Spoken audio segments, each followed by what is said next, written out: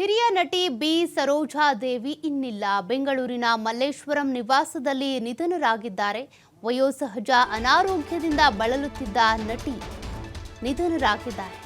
ಹಿರಿಯ ನಟಿ ಬಿ ಸರೋಜಾದೇವಿ ಅಗಲಿದ್ದಾರೆ.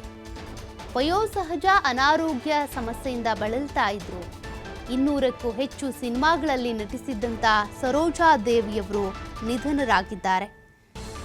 ಮಲ್ಲೇಶ್ವರಂನ ಅವರ ನಿವಾಸದಲ್ಲಿ ನಿಧನರಾಗಿದ್ದಾರೆ ಅನ್ನೋದು ಗೊತ್ತಾಗ್ತಾ ಇದೆ. ವಯೋಸಹಜ ಕಾಯಿಲೆಯಿಂದ ಬಳಲ್ತಾ ಇದ್ರು ಸರೋಜಾದೇವಿಯವರು. ಸದ್ಯ ಅಗಲಿದ್ದಾರೆ ಅನ್ನೋದು ಗೊತ್ತಾಗ್ತಾ ಇದೆ. ಬೆಂಗಳೂರಿನ ಮಲ್ಲೇಶ್ವರಂ ನಿವಾಸದಲ್ಲಿ ಅವರ ನಿಧನ ಆಗಿರೋದು. ವಯೋಸಹಜ ಅನಾರೋಗ್ಯದಿಂದ ಬಳಲ್ತಾ ಇದ್ದಂಥ ಸರೋಜಾದೇವಿಯವರು ನಿಧನರಾಗಿದ್ದಾರೆ ಅನ್ನೋದು ಗೊತ್ತಾಗ್ತಾ ಇದೆ. ಬಿ ಸರೋಜಾದೇವಿ 200ಕ್ಕೂ ಹೆಚ್ಚು ಸಿನಿಮಾಗಳಲ್ಲಿ ನಟಿಸಿದ್ರು. ಪದ್ಮಶ್ರೀ ಇರಬಹುದು, ಪದ್ಮಭೂಷಣ ಪ್ರಶಸ್ತಿಯನ್ನ ಪಡೆದುಕೊಂಡಿದ್ದಂಥ ಪದ್ಮಶ್ರೀ ಪದ್ಮಭೂಷಣ ಪುರಸ್ಕೃತೆ ಸರೋಜಾದೇವಿಯವರು ಇನ್ನಿಲ್ಲ. ಬೆಂಗಳೂರಿನ ಮಲ್ಲೇಶ್ವರಂ ನಿವಾಸದಲ್ಲಿ ನಿಧನರಾಗಿದ್ದಾರೆ ಅನ್ನೋದು ಗೊತ್ತಾಗ್ತಾ ಇದೆ. ನಟಿ ಬಿ ಸರೋಜಾದೇವಿಯವರ ಸಿನಿಮಾಗಳನ್ನು ನೀವು ನೋಡಿರ್ತೀರಾ. ಅವರು ಇಲ್ಲಿವರೆಗೂ ಕೂಡ ಎಲ್ಲರನ್ನೂ ರಂಜಿಸ್ತಾ ಇದ್ರು. ಅವರು ಅನಾರೋಗ್ಯ ಸಮಸ್ಯೆಯಿಂದ ಬಳಲ್ತಾ ಇದ್ರು. ಚಿಕಿತ್ಸೆಯನ್ನು ಕೂಡ ಪಡ್ಕೊಳ್ತಾ ಇದ್ರು. ವಯೋಸಹಜ ಕಾಯಿಲೆಯಿಂದ ಬಳಲ್ತಾ ಇದ್ದಂಥ ಅವರು 87 ವರ್ಷ ಬಾಳಿ ಬದುಕಿದ್ದಾರೆ. ಆದರೆ ಇನ್ನಿಲ್ಲ ಅವರು ಅನ್ನೋದು ಗೊತ್ತಾಗ್ತಾ ಇದೆ. ವಯೋಸಹಜ ಕಾಯಿಲೆಯಿಂದ ಬಳಲ್ತಾ ಇದ್ದವರು ನಿಧನರಾಗಿರೋದು. ಕನ್ನಡದ ಮೊದಲ ಸೂಪರ್ ಸ್ಟಾರ್ ಅಂತಾನೆ ಖ್ಯಾತಿಯನ್ನ ಪಡ್ಕೊಂಡಿದ್ರು ಇವರು. ಬೆಂಗಳೂರಿನ ಮಲ್ಲೇಶ್ವರಂ ನಿವಾಸದಲ್ಲಿ ನಿಧನರಾಗಿದ್ದಾರೆ. ಬಿ ಸರೋಜಾದೇವಿ ಅವರು ಬಹುಭಾಷಾ ತಾರೆಯಾಗಿ ಮಿಂಚಿದ್ರು. ನಟ ಪುನೀತ್ ರಾಜ್ಕುಮಾರ್ ಅವರಿಗೆ, ದಿವಂಗತ ನಟ ಪುನೀತ್ ರಾಜ್ಕುಮಾರ್ ಅವರಿಗೆ ತಾಯಿಯಾಗಿ ಲಾಲಿ ಹಾಡಿದ್ರು. ಅನೇಕ ಸಿನಿಮಾಗಳಲ್ಲಿ ತಾಯಿ ಮಗಾಗಿ ಪಾತ್ರವನ್ನು ನಿರ್ವಹಿಸಿದ್ರು. ಅಂತ ಅಮ್ಮ ಇನ್ನಿಲ್ಲ, ನಿನ್ನಂಥ ಅಮ್ಮ ಇನ್ನಿಲ್ಲ ಅಂತ ಹಾಡನ್ನು ಹಾಡುವ ಮೂಲಕ ಪುನೀತ್ ರಾಜ್ಕುಮಾರ್ ಅವರು ಇವರನ್ನ ತಾಯಿಯ ರೂಪದಲ್ಲಿ ಕಂಡಿದ್ರು. ಅಂತ ಸರೋಜಾದೇವಿ ಅವರು ಇನ್ನಿಲ್ಲ ಅನ್ನೋದು ಗೊತ್ತಾಗ್ತಾ ಇದೆ. ಬಹುಭಾಷಾ ನಟಿಯಾಗಿ ನಟಿಸಿದ್ರು. ಮೊದಲ ಸೂಪರ್ ಸ್ಟಾರ್ ಅನ್ನುವಂಥ ಪಟ್ಟವನ್ನು ಪಡ್ಕೊಂಡಿದ್ರು. ಅವರು ಇನ್ನಿಲ್ಲ ಅನ್ನೋದು ಗೊತ್ತಾಗ್ತಾ ಇದೆ. 200ಕ್ಕೂ ಹೆಚ್ಚು ಸಿನಿಮಾಗಳಲ್ಲಿ ರಂಜಿಸಿದಂಥ ಬಿ ಸರೋಜಾದೇವಿಯವರು ನಮ್ಮನ್ನು ಬಿಟ್ಟು ಅಗಲಿದ್ದಾರೆ. ಅನೇಕ ಸಿನಿಮಾಗಳ ಮೂಲಕ, ವಿವಿಧ ರೀತಿಯ ವಿಭಿನ್ನ ಪಾತ್ರಗಳ ಮೂಲಕ ಗುರುತಿಸಿಕೊಂಡಿದ್ದಂಥ ಸರೋಜಾದೇವಿಯವರ ಅಗಲಿಕೆ ಚಿತ್ರರಂಗಕ್ಕೆ ತುಂಬಲಾರದ ನಷ್ಟವನ್ನು ಉಂಟು ಮಾಡಿದೆ. 87 ವರ್ಷ ವಯಸ್ಸು ಅವರಿಗೆ. ಮೊಟ್ಟ ಮೊದಲ ಬಾರಿಗೆ ಸೂಪರ್ ಸ್ಟಾರ್ ಅಂತ ಖ್ಯಾತಿ ಪಡೆದಿದ್ದೇ ಇವರು. ಈಗ ಅನೇಕರು ಪಡ್ಕೊಳ್ತಾ ಇದ್ದಾರೆ. ಆದರೆ ಸೂಪರ್ ಸ್ಟಾರ್ ಅಂತ ಮೊದಲು ಖ್ಯಾತಿ ಪಡೆದಿದ್ದು ಇವರೇ. ಕನ್ನಡ, ತಮಿಳು ಸೇರಿದಂತೆ ಬೇರೆ ಬೇರೆ ಇಂಡಸ್ಟ್ರಿಯಲ್ಲೂ ಕೂಡ ಸಿನಿಮಾಗಳಲ್ಲಿ ಅಭಿನಯಿಸಿ ಜನರ ಮನಸ್ಸನ್ನು ಗೆದ್ದಂಥ ಬಿ ಸರೋಜಾದೇವಿ ಅವರು ಇನ್ನಿಲ್ಲ ಅನ್ನೋದು ಗೊತ್ತಾಗ್ತಾ ಇದೆ.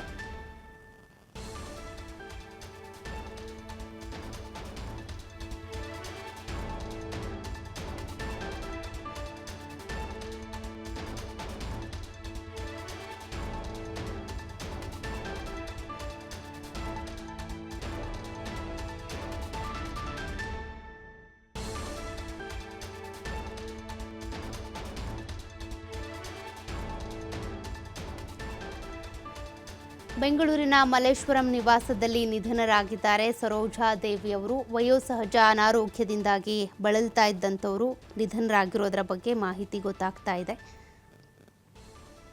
ಅನೇಕ ಸಿನಿಮಾಗಳಲ್ಲಿ, ಕನ್ನಡ ಇರ್ಬೋದು, ತೆಲುಗು, ತಮಿಳು ಸೇರಿದಂತೆ ಬೇರೆ ಬೇರೆ ಇಂಡಸ್ಟ್ರಿಯಲ್ಲಿ ಸಿನಿಮಾಗಳಲ್ಲಿ ಅಭಿನಯಿಸಿದ್ದಂಥ ಇವರು ನಿಧನರಾಗಿದ್ದಾರೆ.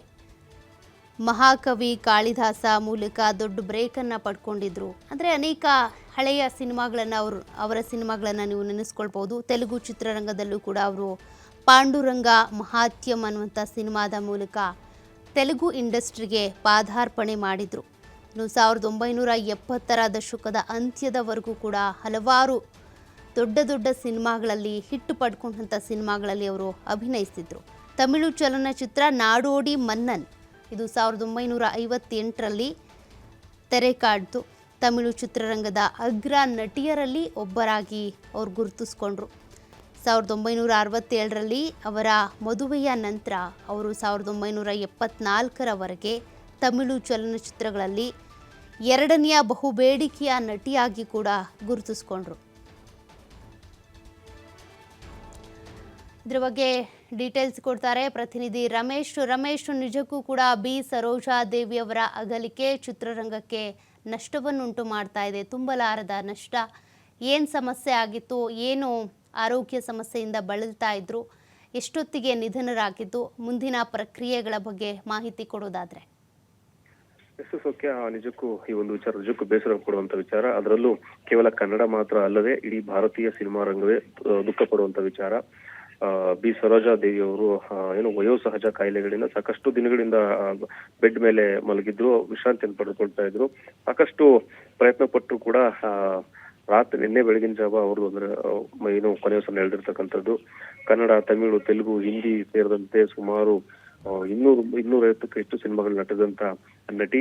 ಕನ್ನಡದಲ್ಲಿ ಮಹಾಕವಿ ಕಾಳಿದಾಸ ಅನ್ನೋ ಸಿನಿಮಾ ಮೂಲಕ ಕನ್ನಡ ಚಿತ್ರರಂಗಕ್ಕೆ ಎಂಟ್ರಿ ಕೊಡ್ತಾರೆ. ಪಾಂಡುರಂಗ ಮಹಾತ್ಯಂ ಅಂತ ಹೇಳ್ತಕ್ಕಂಥ ಒಂದು ತೆಲುಗು ಸಿನಿಮಾದ ಮೂಲಕ ತೆಲುಗುಗೆ ಡೆಬ್ಯೂಟ್ ಮಾಡ್ತಾರೆ. ಇನ್ನು ಭಾರತದಾದ್ಯಂತ ಸುಮಾರು 161 ಸಿನಿಮಾಗಳಲ್ಲಿ ಲೀಡ್ ರೋಲ್ ಆಗಿ ಕಾಣಿಸ್ಕೊಂಡಂತ ಏಕೈಕ ನಟಿ, ಅಂದ್ರೆ ಹೀರೋಯಿನ್ ಆಗಿ ಕಾಣಿಸ್ಕೊಂಡಂತ ಏಕೈಕ ನಟಿ. ಡಾಕ್ಟರ್ ರಾಜ್ಕುಮಾರ್ ಇಂದ ಹಿಡಿದು ತೆಲುಗು, ತಮಿಳು, ಮಲಯಾಳಂ ಹಾಗೂ ಹಿಂದಿ ಸಿನಿಮಾಗಳ ಟಾಪ್ ಹೀರೋಗಳ ನಟಿಸಿದಂತ ಏಕೈಕ ನಟಿ. ಕನ್ನಡದ ಮೊಟ್ಟ ಮೊದಲ ಲೇಡಿ ಸೂಪರ್ ಸ್ಟಾರ್ ಅಂತಲೂ ಕೂಡ ಇವ್ರನ್ನ ಕರೀತಾರೆ. ಸುಮಾರು 200ಕ್ಕೂ ಹೆಚ್ಚು ಸಿನಿಮಾಗಳು ನಟಿಸಿದಂತ ನಟಿ. ಕನ್ನಡದಲ್ಲೂ ಕೂಡ ಸಾಕಷ್ಟು ಸಿನಿಮಾಗಳನ್ನ ಮಾಡಿದ್ರು. ವಯೋಸಹಜ ಕಾಯಿಲೆಯನ್ನು ಬಳಲ್ತಾ ಇದ್ರು. ಸಾಕಷ್ಟು ನಾವು ಹಿಂದೆ ಕೂಡ ನೋಡಿದ್ವಿ, ಎಲ್ಲೂ ಕೂಡ ಕಾಣಿಸ್ಕೊಳ್ತಾ ಇರ್ಲಿಲ್ಲ. ಅವರ ಈ ನಿಧನ ನಿಜಕ್ಕೂ ಒಂದು ಕನ್ನಡ ಚಿತ್ರರಂಗಕ್ಕೆ ಅಲ್ಲ, ಇಡೀ ಭಾರತೀಯ ಚಿತ್ರರಂಗಕ್ಕೆ ತುಂಬಾ ದುಃಖ ಕೊಡುವಂತ ವಿಚಾರ. ಇನ್ನು ಅವರ ಸಾಧನೆಗೆ ಸಂಬಂಧಪಟ್ಟಂತೆ ಪದ್ಮಶ್ರೀ ಅವಾರ್ಡ್ ಸಿಕ್ಕಿದೆ. ಜೊತೆಗೆ ಆ ರಾಜ್ಯಗಳಲ್ಲಿ ವಿಶೇಷವಾದಂತ ಬೆಂಗಳೂರು ಯೂನಿವರ್ಸಿಟಿಯಿಂದ ಅವರಿಗೆ ಅವಾರ್ಡ್ ಅನ್ನ ಕೊಡಲಾಗಿದೆ, ತಮಿಳುನಾಡು ಯೂನಿವರ್ಸಿಟಿಯಿಂದ ಅವಾರ್ಡ್ ಕೊಡಲಾಗಿದೆ, ಆನರ್ ಡಾಕ್ಟರೇಟ್ ಅನ್ನ ಕೊಡಲಾಗಿದೆ ಬೆಂಗಳೂರು ಯೂನಿವರ್ಸಿಟಿಯಿಂದ. ಸೊ ಹೀಗೆ ಸಾಕಷ್ಟು ಸಿನಿಮಾಗಳನ್ನ ಮಾಡಿ ಇಷ್ಟು ವರ್ಷಗಳ ಕಾರಣ ಚಿತ್ರರಂಗದಲ್ಲಿ ಆಕ್ಟಿಂಗ್ ಮಾಡಿದಂತ ನಟಿ.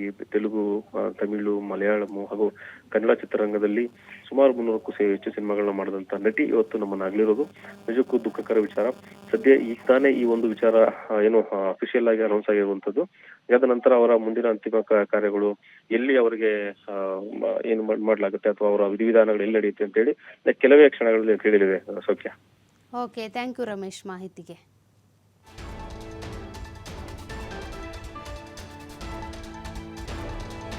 ಅಭಿನಯ ಸರಸ್ವತಿ ಅಂತಾನೆ ಖ್ಯಾತಿ ಪಡ್ಕೊಂಡಿದ್ದಂಥ ಬಿ ಸರೋಜಾ ದೇವಿಯವರು ನಿಧನರಾಗಿದ್ದಾರೆ. ಜೊತೆಗೆ ಬಿ ಸರೋಜಾ ದೇವಿಯವರು ದಕ್ಷಿಣ ಭಾರತದ ಧೀಮಂತ ಅಭಿನೇತ್ರಿ. ಸುಮಾರು 6 ದಶಕಗಳ ಕಾಲ ಚಿತ್ರರಂಗದ ಸೇವೆ ಮಾಡಿರುವ ಇವರು 5 ಭಾಷೆಗಳಲ್ಲೂ ಕೂಡ 200ಕ್ಕೂ ಹೆಚ್ಚು ಸಿನಿಮಾಗಳಲ್ಲಿ ನಟಿಸಿ ಜನರ ಮನ ಗೆದ್ದಿದ್ರು. ಇವರು ಪದ್ಮಭೂಷಣವನ್ನು ಕೂಡ ತಮ್ಮದಾಗಿಸಿಕೊಂಡಿದ್ದಾರೆ. ಸರೋಜಾ ದೇವಿಯವರು ಇನ್ನಿಲ್ಲ. ಹಿರಿಯ ನಟಿ ಬಿ ಸರೋಜಾ ದೇವಿಯವರು ನಿಧನರಾಗಿದ್ದಾರೆ. ವಯೋಸಹಜ ಕಾಯಿಲೆಯಿಂದ ಇವರು ಬಳಲ್ತಾ ಇದ್ರು. ಎಷ್ಟೇ ಚಿಕಿತ್ಸೆ ಕೊಟ್ಟರೂ ಕೂಡ ಚಿಕಿತ್ಸೆ ಫಲಕಾರಿ ಆಗಿಲ್ಲ ಅನ್ನೋದು ಗೊತ್ತಾಗ್ತಾ ಇದೆ. ಅನೇಕ ದಿಗ್ಗಜ ನಟರ ಜೊತೆಗೆ ಅಭಿನಯಿಸಿದ್ರು. ಜೊತೆಗೆ ಪುನೀತ್ ರಾಜ್ಕುಮಾರ್ ಅವರ ಜೊತೆಗೂ ಕೂಡ ನಟಿಸಿದ್ರು. ರಾಜ್ಕುಮಾರ್ ಅವರ ಜೊತೆಗೆ ಅನೇಕ ಸಿನಿಮಾಗಳಲ್ಲಿ ನಟಿಸಿದಂಥ ಬಿ ಸರೋಜಾ ದೇವಿಯವರು ನಿಧನರಾಗಿದ್ದಾರೆ. ವಿಭಿನ್ನ ಪಾತ್ರ